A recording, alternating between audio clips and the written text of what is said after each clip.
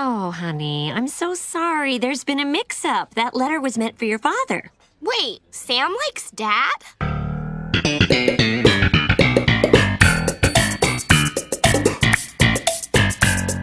Hey yo, what is up everyone? It is the Alpha J of the Alpha J Show, and I'm back. The Loud House has been getting quite a bit of buzz for this particular episode, specifically the last few seconds of that episode. And I do have some comments about that, but I'll save that until the end. Let's just get into this.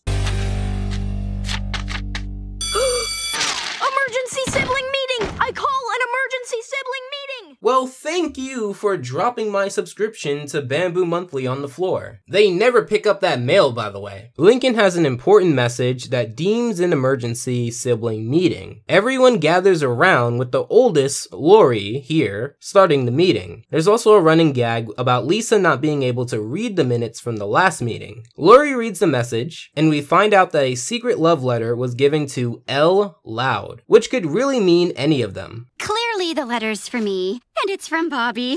I mean, duh, right? Well, one, why would Bobby wish to be yours if you guys are already together? Now, for those of you who already watched this episode, you might say for the reasons that the people the letter truly was made for did it, but they were in on it together, whereas Lori here is not. Also, we have enough Bobby Lori episodes. I'm full, thanks. But the setup to the plot isn't half bad at all. I do like how they get straight to the point, because with 11 Loud kids, the concept of who's who in this situation is something that needs a lot of time and all the time and care that it can get. We then get a montage of all of the Loud kids except Lori meeting someone who may be of romantic interest. Most of them, if not all, are just carbon copies, but I suppose since they're only on screen for a short amount of time, then it's not too bad. I guess people are willing to overlook it here and not in one of the boys. So Lucy describes that all of the Loud sisters and Lincoln should give a sign to the person they think made the letter, to let them know that they feel the same way. Never mind that if everyone gives a signal at the same time, then no one can know for sure provided the letter isn't more specific in the second one.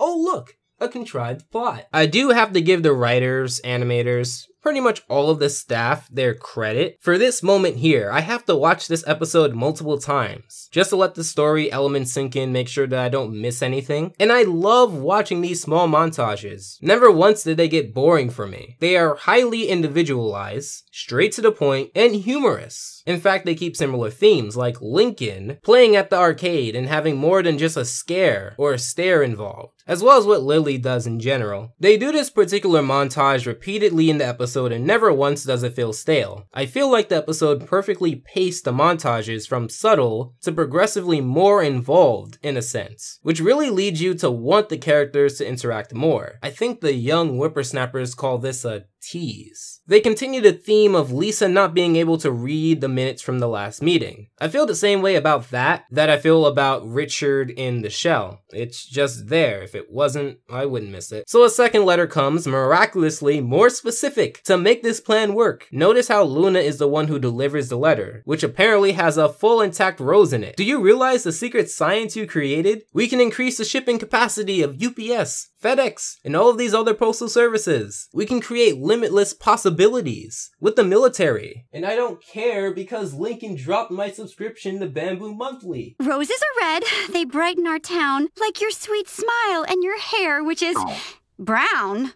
I have some different emojis for Bobby now. You are already with him. What more do you want? So Luna admits that she never gave Sam a signal, fearing that she may be out of Sam's league. In fact, in the next montage, she proves just that, being the only brown-haired Loud sister that doesn't give a more stronger hint. So in the next Loud meeting, where Lisa gives up on the minutes read from the last meeting, nice little touch there, Luna expresses more of her doubts. I hope certain things seem a little bit more clear if you see where this may be going. In fact, like with Undie Pressure, the necessary evil is that you can only focus on no more than a couple of Loud members at a time, thus giving more character-centered episodes, kind of by force. You may have also noticed that I skipped over a few jokes. They're pretty good, and the Loud House clearly has it covered.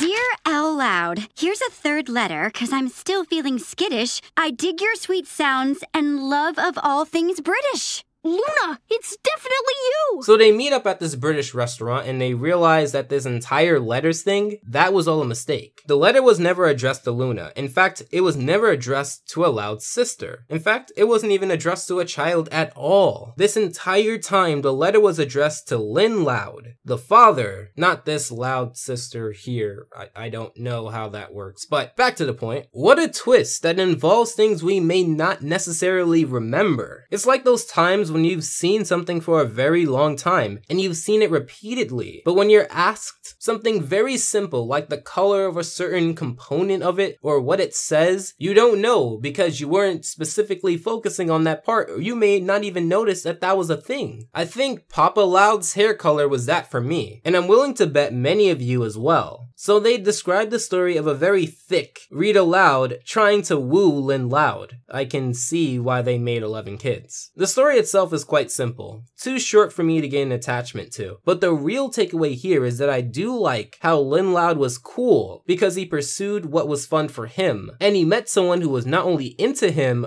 for him, but also comfortable around him, you know, after the date. So Luna gives a speech on how if her mom can take a risk with her dad, then why not take the risk with her own crush? They all do this in a way that cleverly progresses from them putting the note in to some of them even opening the letter once they get said note. So without further ado, let's get to the last 5 seconds of the episode.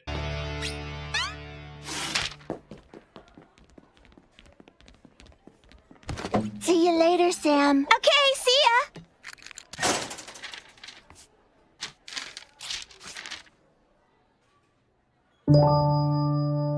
So we learn at the end of the episode, Sam is not the guy in front, but rather the girl that was always near this guy. This clever twist is kind of what gives the episode quite a bang that sent shockwaves through the community. Honestly, for me, if you were surprised by this, I guess maybe because it's Nick, but if you want to normalize this behavior and make it seem like it's just another thing that happens, then we can't necessarily just jump on it every single time it happens. You just have to sometimes just treat it as, it's just a normal thing that happens. In fact, if you are a fan of the Loud House, they have given you surprises before, like showing the parents' faces in 11 Louds Leapin', or when Lincoln kissed Ronnie Ann and saved the date. I get it, it's something that isn't common yet, but for us to treat it as a normal thing, we have to normalize it and just not react every single time this happens in this massive uproar. It's a great episode with it, but it's also a great episode if it was never there. This is why I wasn't, nor will be surprised that in 2017 that the media is shifting towards this. Now, if it was something along the lines of someone being in a wheelchair or a person with a mental disorder, those are things I would be genuinely surprised to see portrayed in Nick, or really any network. I'm not downplaying this, but I'm simply treating it as I would any other relationship. Like we should if we want to reach that next step. I hope you enjoyed this review. I had to rewrite it because it's one of the scripts that was lost in my hard drive. But enough with the negativity. What do you think of this episode? What do you think of the Loud House in general? Do you agree with what I say about the last 5 seconds? Maybe you don't. Let me know in the comments below. Before one of my commenters leaves a love letter in the comment section, make sure to follow me at The Alpha J Show on Twitter, or join my other platforms in the description, such as Discord, DeviantArt, or even my backup VidMe account, which will have more videos on it as I am treating my VidMe account as a backup. In fact, if you can follow me on VidMe and we get to 50 followers, I can get verified. And I explain more about this in the comment section below. But if you guys can help me reach that goal, I will make sure to return the favor. The links for those are in the description below, as well as my link